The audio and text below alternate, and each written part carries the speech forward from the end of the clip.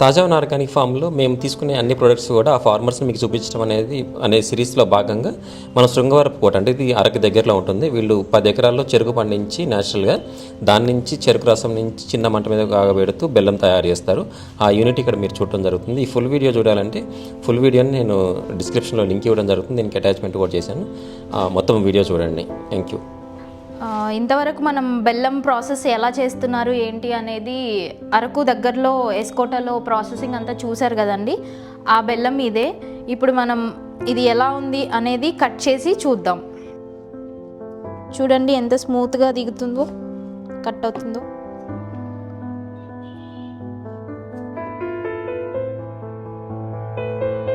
So ముఖ్యంగా బెల్లం గురించి మనం చెప్పుకోవాలంటే బెల్లం అనేది మన ఆయుర్వేదంలో చాలా అద్భుత గుణాలు ఉన్న బెల్లం. ఎందుకు అంటే దీంట్లో రిచ్ ఐరన్ కంటెంట్ ఉంటుంది, మినరల్స్ ఉంటాయి.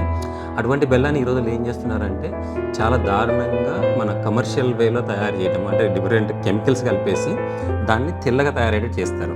ఇప్పుడు మనది ఆర్గానిక్ బెల్లం చూశారు కదా, మన ఏ ఫామ్లో తయారు చేశారు, మన అరకు దగ్గర ఉన్న శృంగవరపు కోటలో తయారైంది. దీన్ని మనం మార్కెట్లో కొన్నాం.